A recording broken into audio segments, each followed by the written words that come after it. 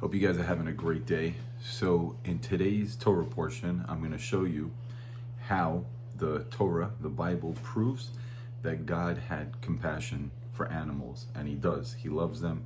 He cares for their feelings, if that's what you want to call it. Do they have feelings? Is it instinct? We'll get back to that in a moment. But a quick recap of today's portion. God tells Noach to leave the ark. The flood is over. Bring out his family, bring out the animals.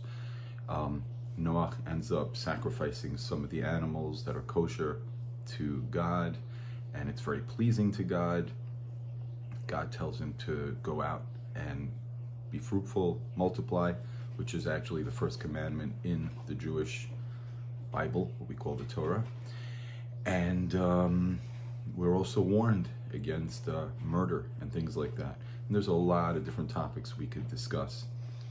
But what's interesting is that when God tells Noah to leave the ark, he says very specifically, leave the ark, take your family with you, take the animals with you.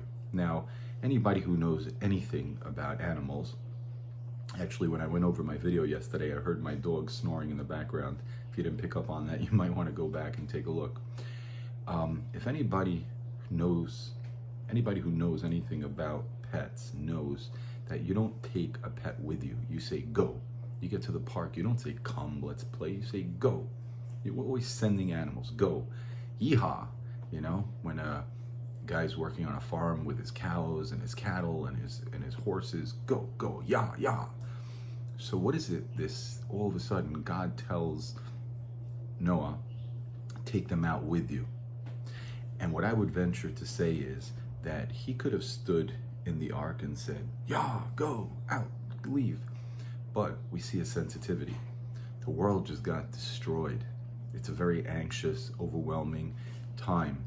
And we know that animals feel the energy of the world. If you pay attention, animals react to the way the world works. Example, deer used to run away a lot more. When I was a kid, by the time you saw the deer, it already ran away. Nowadays, a deer will walk right up to you. They're hardly scared. Why? Because the world is a more insensitive place. Animals are very in line with the current era of society.